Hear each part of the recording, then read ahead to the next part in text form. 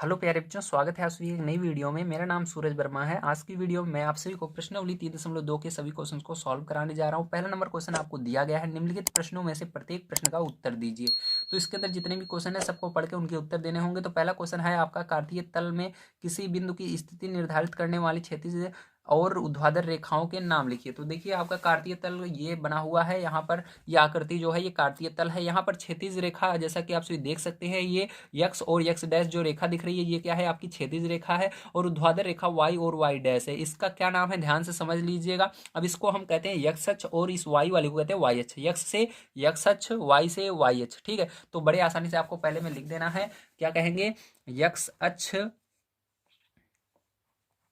और दूसरे वाले कहेंगे वाई अक्ष। ठीक है, ये हो गया आपका आंसर। चलिए अब देखते हैं इसके आगे सेकंड नंबर का क्वेश्चन। सेकंड नंबर क्वेश्चन आपको दिया गया है, इन दो रेखाओं से बने तल के प्रत्येक भाग के नाम लिखिए। तो यानी आपको कहा जा रहा है कि इन दो रेखाओं से बने प्रत्येक, देखिए यहाँ पर जैसा कि आप देख सकते हैं, इन दो रेखाओं से बने, ठीक है, प्रत्येक भाग के नाम। तो इन दो रेखाओं से बने प्रत्येक भाग के नाम को क्या कहेंगे, जैसे कि ये एक भाग बन रहा है इस तरफ का, एक इस तरफ का बन रहा है, एक इस तरफ का, एक इस तरफ का, तो इसको चतुर्थांश बोलते हैं। क्या बोलते हैं, चतुर्थांश। ठीक है, ध्यान से समझ लीजिएगा और याद कर लीजिएगा क्योंकि एग्जाम में आपके आने वाला है। तो इसको क्या बोलते हैं, चतुर्थांश बोलते हैं। ठीक है, तो यहाँ पर चतुर्थांश लिख लेना है आपको। ठीक है, अब चलिए इसके देखते हैं प्यारे, जो हम तीसरे नंबर क्वेश्चन को और उसको सॉल्व करते हैं। ठीक है, तीसरा नंबर क्वेश्चन आपको दिया गया है, देखिए खोल लेता हूं मैं आगे। उस बिंदु का नाम बताइए जहां ये दो रेखाएं प्रतिच्छेदित होती हैं। मतलब वो बिंदु आपको बताना है जहां पर ये दोनों रेखाएं आपस में एक दूसरे को काट देती हैं। देखिए ये जो रेखा गई हुई है यहाँ पर, ये काट कर चली गई आगे, और ये वाली यहाँ पर, ये जो बिंदु है इसको क्या बोलते हैं, ध्यान समझ लीजिएगा, मूल बिंदु बोलते हैं। ठीक, जहां पर ये दो रेखाएं आपस में प्रतिच्छेदित करती हैं उसको क्या बोलते हैं, मूल बिंदु बोलते हैं। ठीक, क्या बोलते हैं, मूल बिंदु। ठीक है, तो फिर जो ये हो गया आपका करेक्ट आंसर। ठीक है, तो चलिए अब चलते हैं इसके बाद हम अपने तीसरे नंबर क्वेश्चन, सॉरी दूसरे नंबर क्वेश्चन पर, और उसको पढ़ते हैं, उसको सॉल्व करते हैं। दूसरे नंबर क्वेश्चन पर जो आप सभी को दिया गया है, आकृति 3.14 देखकर निम्नलिखित को लिखिए। ठीक, तो पहला बी के निर्देशांक। तो देखिए कभी भी आपको निर्देशांक लिखना है तो एक चीज याद रखिएगा प्यारे बच्चों, यहाँ पर कभी भी आपको निर्देशांक लिखना है तो सबसे पहले आपको यक्स अक्ष वाला जो है उसको लिखा जाता है, फिर वाई वाला। ठीक, कैसे, तो बी के निर्देशांक देखिए बी कहाँ पर है, जैसा दे सकते हैं, तो यक्स अक्ष वाला कहाँ पर पहले देखेंगे, ये यक्स वाली लाइन कहाँ पर है, तो यक्स वाली लाइन ये है, तो बी से कौन सी लाइन आई है,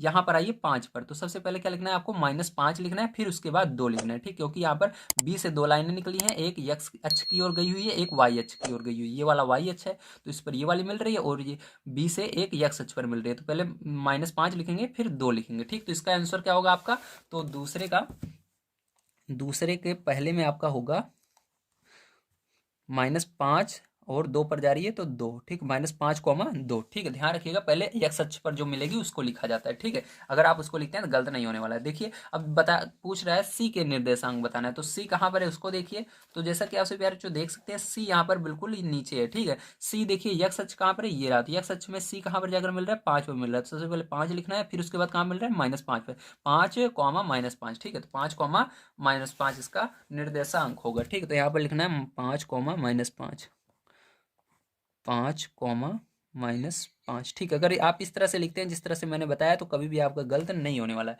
तो चलिए अब देखते हैं पैर जो इसका तीसरा नंबर पार्ट किस तरह से होगा। ठीक है, तो देखिए पैर जो तीसरा नंबर पार्ट इसका दिया गया है, निर्देशांक -3, -5 द्वारा पहचाना गया बिंदु। मतलब निर्देशांक -3, -5 ढूंढना है आपको। ठीक है, और उसके द्वारा जो बिंदु बन रहा है उसको भी बताना है। ठीक है, तो ध्यान से समझिएगा, यहाँ पर देखिए -3 कहा किस पर देखना है आपको, यक्स अक्ष पर देखना है। तो -3 कहाँ पर है, यक्स अक्ष ये है, तो -3 यहाँ पर है। ठीक है, और उसके बाद -5, तो -5 कहाँ पर देखना है, वाई अक्ष पर देखना है। तो 3 और -5, तो ये रहा। ठीक है, 3 और -5 से कौन सा बना हुआ है, ये वाला ई वाला बना है। देखिए 3 से ये आया यहाँ पर और 5 से भी गया है, तो ई बिंदु कौन सा है, ई। तो आपको क्या लिखना है, बिंदु ई।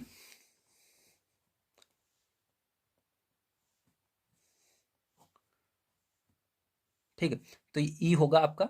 और चौथा नंबर आइए देख लेते हैं हम।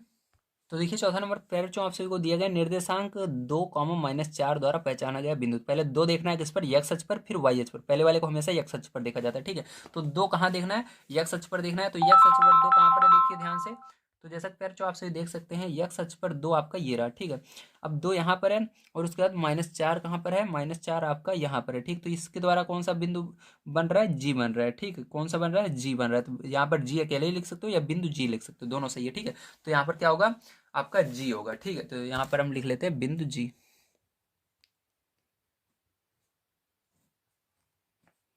ठीक है। अब देखिए प्यार इसके बाद 5 नंबर क्वेश्चन हम देख लेते हैं अपना। तो 5 नंबर क्वेश्चन देखिए प्यार आप सभी का दिया गया डी का भुज है, भुज डी का भुज कौन सा है, ठीक है। तो डी कहाँ पर है देखिए। अब देखिए भुज और कोटि ध्यान से समझ लीजिएगा। भुज कहते हैं जो यक्स अक्ष पर होता है और कोटि कहते हैं जो वाई अक्ष पर होता है, ठीक है। तो सबसे पहले डी देखना है, डी में यक्स अक्ष पर कौन सा जा रहा है, यक्स अक्ष पर ये वाली रेखा जा रही है। तो डी अक्ष का भुज क्या होगा, यक्स होगा, ठीक। ध्यान रखिएगा यक्स वाली लाइन पर जो संख्या रहेगी उसको क्या कहेंगे, हमेशा भुज कहेंगे, और वाई अक्ष पर जो संख्या रहेगी उसको क्या कहेंगे, कोटि कहेंगे। तो डी का देखना है यक्स अक्ष पर कौन सी संख्या है, तभी वो भुज कहलाएगी। तो यक्स डी का भुज क्या होगा, 6 होगा, क्या होगा 6, क्योंकि ये यक्स अक्ष पर जो यक्स अक्ष पर रहता है वो भुज कहलाता है, जो वाई अक्ष पर रहता है उसको कोटि कहते हैं। तो क्या होगा 6 होगा, क्या होगा 6। तो यहाँ पर आंसर में आपको लिखना है 6, ठीक है। तो 6। अब देखिए इसके बाद देखते हैं इसका 6 नंबर का हम।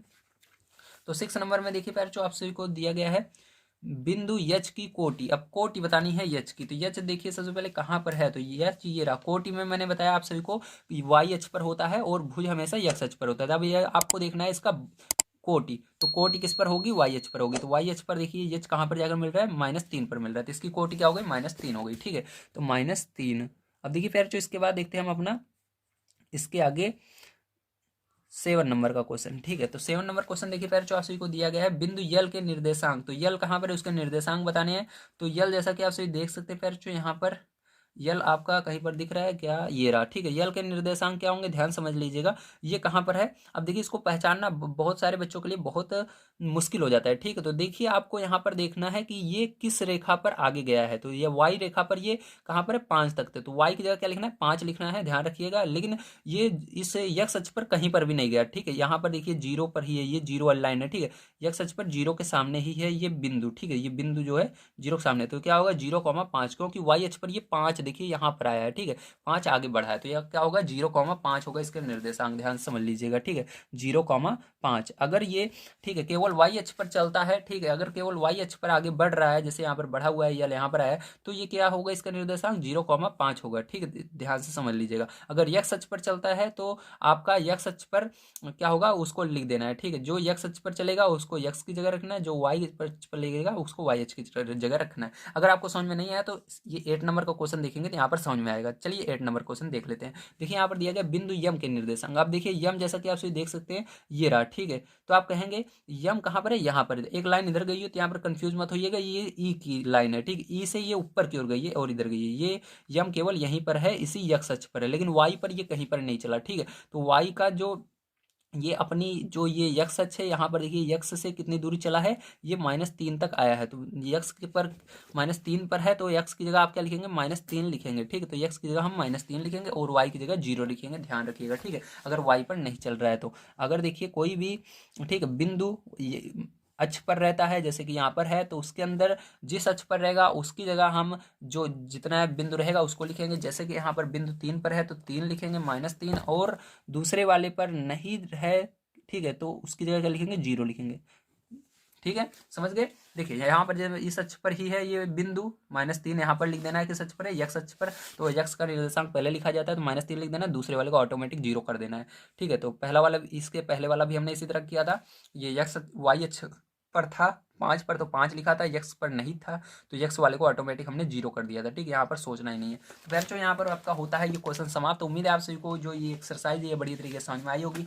मिलते हैं अगली वीडियो में। वीडियो देखने के लिए धन्यवाद। आप सभी का दिन शुभ हो। डेली सुबह 5 बजे आप सभी को क्लासेस प्रोवाइड की जाती हैं। कृपया आप सभी सुबह डेली क्लास अटेंड करने की कोशिश कीजिए। अगर आप सभी करते हैं तो प्लीज़ कमेंट करके बताइएगा। अगर चैनल पर पहली बार आए हो सब्सक्राइब कर लीजिएगा। नेक्स्ट वीडियो आप सभी को जल्दी प्रोवाइड की जाएगी। वीडियो देखने के लिए धन्यवाद। आप सभी का दिन शुभ हो। Thank you very much.